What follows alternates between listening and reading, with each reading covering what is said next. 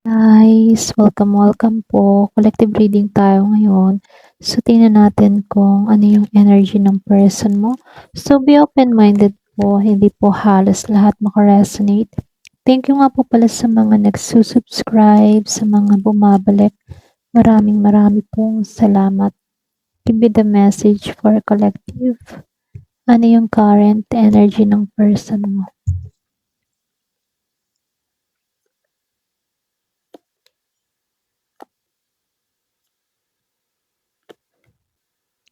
So, dito 'no, meron akong nakikitang Scorpio, Cancer, and Pisces. Meron ding Aries, Leo, Sagittarius, Virgo, Taurus, and Capricorn. Merong Gemini, Libra, and Aquarius. Malakas si Scorpio, malakas si Aquarius. Halos lahat nandito pero nangingibabaw si Aquarius at si Scorpio. Meron ding Aries and Pisces. Ayan, so start na tayo. So, nakikitaan ko lang, yung iba sa inyo merong dumistansya ha. Ito yung hindi mo alam kung bakit may dumistansya sa inyo, okay? Kung sino man yung dumistansya dito. Kumbaga, sa Eight of Cups and the Sun, meron dito kasing lumayo. Okay? Para bang lumayo to dahil meron siyang mga bagay na alam mo yun, hindi na makapagbigay ng emotional na kasiyahan para sa taong ito. Para bang mas pinili na lang na 'to na lumakad palayo upang hanapin ng mas malinaw yung direksyon niya, okay? Pero dito 'no sa dasan, kahit may distansya, meron 'tong hangarin na alam mo yun, na magkaroon ng kaliwanagan at katotohanan. So, ibig sabihin posible gusto niyang makita yung sitwasyon ng mas malinaw, okay? So, dito 'no, King of Wands reverse and the Four of Pentacles upright. Meron lang naging problema, yung iba sa inyo ha, katumbas ng problema dito yung tipong ego, merong pride, or puwedeng merong naging padalos-dalos. Maaari ring may pagkukulang, okay, sa pagiging consistent.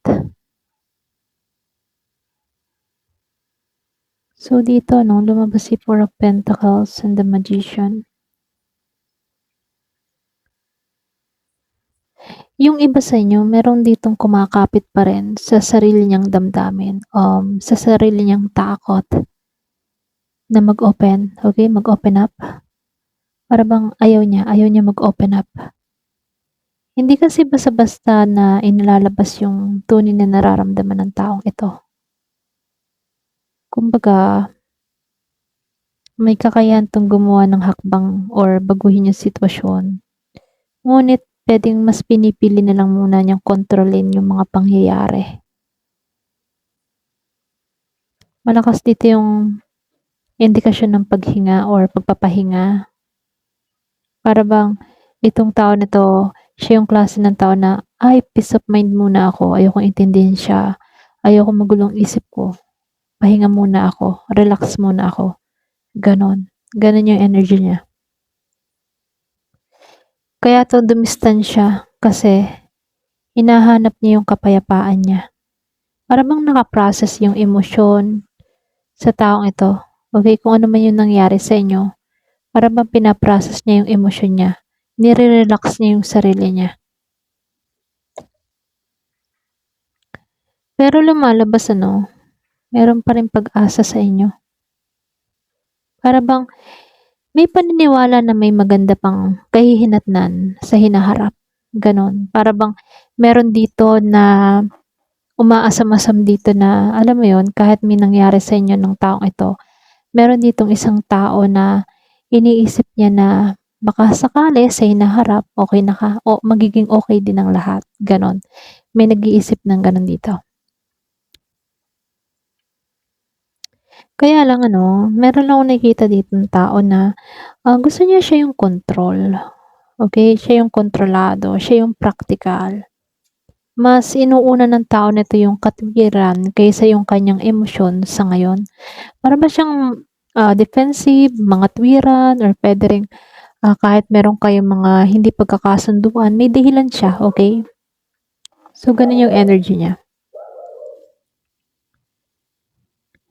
So, nakikitaan ko dito 'no, may mga lihim 'to, puwedeng may mga bagay na hindi pa nabubunyag. Posibleng may hindi siya nasabi or hindi naipaliwanag ng maayos dito. Ayan, pasensya na sa ingay ng aso. Pero gano'n pa man dito, para bang nasa yugto siya ng pagpaplano, okey? Para bang tinitingnan niya yung mga susunod na mangyayari, yung susunod na hakbang. Hindi pa ganap yung desisyon ng tao na 'to, pero meron siyang posibilidad na, alam mo yun, umaasam-asam pa rin siya na meron pang mangyayari. Yung iba sa inyo, hindi halos lahat. Malakas yung fire sign, Aries, Leo, Sagittarius. Para bang kahit may nangyari sa inyong ganare, itong tao na 'to, meron siyang mga pinaplano, eh. Pero hindi pa ganap yung desisyon ng tao na 'to, ha. Yung iba sa inyo, meron kang natutuklasan paunti-unti na katotohanan, para bang lumalabas yung katotohanan dito. May time na nawawala yung kalituhan mo, okey? Kumbaga, yung iba sa inyo nagkakaroon ka ng clarity sa sitwasyon na kinakaharap mo about sa taong ito.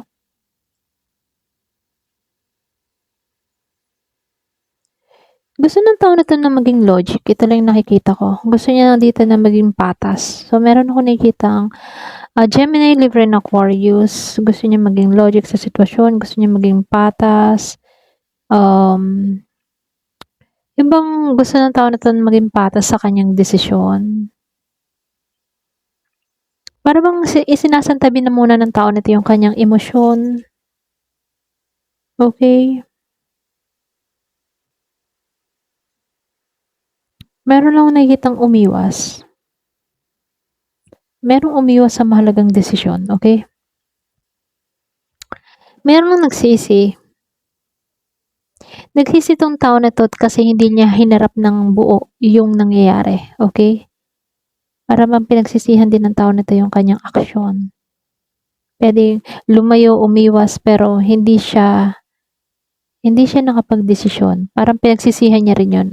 Kumbaga, imbes na harapin yung problema may lumayo. So, ngayon merong pagsisisi siya na dapat inayos ko na agad yung problema at hindi ako dapat lumayo, gano'n. Kasi nakikitaan ko dito meron lang malaking pagbabago na nangyari. Merong nagkaroon ng realization na nagdulot ng paglayo dito or puwede ring ito yung isa sa pinakamalakas na indikasyon ng, dahilan ng distansya niya, itong The Tower, okey? Kasi nagkaroon 'to ng realization. Pero sa kabila ng lahat meron siyang emosyon pa rin dito sa Knight of Cups. Kumbaga maaaring may hangarin pa rin 'tong tao na 'to na magpahayag ng kanyang, damdamin or makipag-ayos sa tamang panahon. Para bang relax muna siya, okey? Pero meron siyang kahit relax siya, alam niya ditong para bang yung tipo na alam niyang meron pa ring naghihintay sa inyo sa tamang oras, okey? Parang hindi ito yung tamang oras para sa inyong dalawa, pero itong tao na 'to alam niya dito na dun pa rin kayo patungo, okey? Kasi mabagal 'tong kumilos. Meron lang akong nakikitang pagkaantala, merong pag-aalinlangan or puwede ring kakulangan sa koneksyon or aksyon dito. Pero yung spirit nagpapakita 'to ng distansya. Kumbaga, hindi siya basta pagkawala ng damdamin. Puwedeng dumistansya lang muna siya para hanapin yung kapayapaan niya rito. Para bang nag-withdraw muna. Pero mas nakikita rito yung kombinasyon ng paglayo para mag-isip-isip, gano'n. Kasi meron siyang tinago sa kanyang damdamin. Meron ditong tinago yung totoo niyang nararamdaman. Para bang lumayo kasi ayaw matuklasan kung ano ba yung totoo niyang damdamin. Pero meron akong nakikitang isang malaking pagbabago, okay? Meron ditong mabibigla, pero may pagkabigla, pero merong emosyon at pag-asa pa rin dito, okay, sa The Star. Ngunit merong pagkaantala, merong yung bang tipong kaya may pagkaantala kasi meron taong hindi pa handang gumawa ng final na hakbang, okay? Kaya may alintana pa. Pero ganun pa man ano, meron lang ako nakikitang lumayo, okay? Lumayo siya kasi tinatago niya yung totoo niyang nararamdaman at yun yung katotohanan na meron pa siyang pwedeng malalim na nararamdaman or pwedeng ayaw niyang ma yung buwang tipo na ayaw niya siya matangay ng lubusan, mga ganon. Kaya merong pagtatago ng kanyang feelings, okay? So ngayon, itatanong natin ano naman, yung bang tipo na ano ba yung hindi niya masabi tungkol sa paglayo niya? Ayun. So yun ano ba yung hindi niya masabi? Bakit lumayo? Ano pa yung pinakamalalim na dahilan?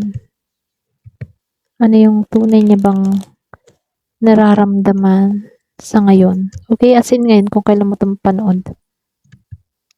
Ano ba yung tunay na nararamdaman ng tao na to sa'yo? Bakit ganito lumayo pa kung may nararamdaman naman? 3, 4, 5, 6. Oo. Meron akong nakikita dito kaya may lumayo dito ha. Ayaw masaktan ng lubusan. Yung iba sa inyo ha. Okay. So, dito sa Night of Sword, on to absurd. Medyo ano to ha, magulo yung isip ng tao na to. Mabilis siyang, ano ba yun? Mabilis siyang takbo ng isip niya rito. May gusto siyang sabihin pero lumabas eh. Kumbaga, may gusto siyang sabihin or linawin, ngunit maaaring hindi pa niya ito na ilalabas ng buo. Para bang tinatago niya talaga yung saloobin niya rito. Okay? Kasi itong tao na to, may pag-aalinlangan siya. Kumbaga, nasa punto tong taong ito nang hindi siya makapagdesisyon dito. Para bang may mga bagay siyang iwasang harapin ng direkta. Okay? Alam mo kung bakit? Takot na kasi to sa argument. Takot na to sa away. Pagod na siya sa ganun. Kumbaga, pagod na siya sa tensyon. Pagod na siya sa hindi pagkakaunawaan ninyo. May gusto siyang ngayong mas gusto ng tao na to ng kapayapaan kaysa alitan. Ganun yung parang ninanais niya. Pero dito, meron lang nakita ditong malaking pagbabago sa kanyang emosyon or maging sa pananaw niya. Para bang nagkaroon to ng ibang perspective, okay? Maaring tinatanggap na lang ng tao nito na hindi pwedeng manatili sa sitwasyon na ganito, okay? Sa dating anyo or sa dating yung gawi, okay? Gusto ng tao nito yung pagbabago. Kung may kapag-connect man, gusto niya yung okay na lahat, yung hindi katulad ng dati, ganyan. Gusto niya yung may pagkakaunawaan. Ayaw niya na ng away. Gusto ng tao na to ng positibo, okay? Positive vibes lang. Pero dito, nakikitaan ko dito, positive pa rin naman yung damdamin ng tao na to. Kumbaga, handa pa rin itong makipagkasundo sa'yo kung pagkakalooban mo, Handa siyang makipagkaibigan sa'yo kahit ex mo na, ganon. Gusto ng tao nito na makipagkomunikasyon. Yung bang masasayang alaala yung ninanais ng tao na to at nais niya din buuin sa panahon ngayon. So, lumalabas marami tong pag-aalala. Kumbaga, marami siyang overthink. Meron ding mga guilt, may mga bagay na bumabagabag dito sa isip niya, lalo na kapag nag-iisa siya, okay? So, lumalabas marami siyang iniisip, may mga pinagdadaanang malaking pagbabago or pananaw, pero gusto niyang iwasan yung gulo or tension sa pagitan niyong dalawa. Kumbaga maraming man bumabagabag sa taong ito. Nakikita rin ng tao na 'to yung tipo na yung pagnanais niyang makipag-ayos sa'yo, okay? Para bang gusto ng tao nito dito na maging okay pa yung samahan ninyo. Kahit halimbawa kahit ex, yung bagang maging magkaibigan kayo, okey pa rin kayo, gano'n, kung puwede sa'yo yung gano'n. Kumbaga gusto niya yung gano'n. Yung bang kahit kayo hiwalay walang samaan ng loob. Pero kasabay nun may pag-aalinlangan siya. Kumbaga may time na hindi siya malinaw magdesisyon kasi hindi niya alam kung ano bang tumatakbo sa isip mo. Okay? Ayun, ito lang yung nakikita ko. Ayan. Thank you for watching. Love and peace.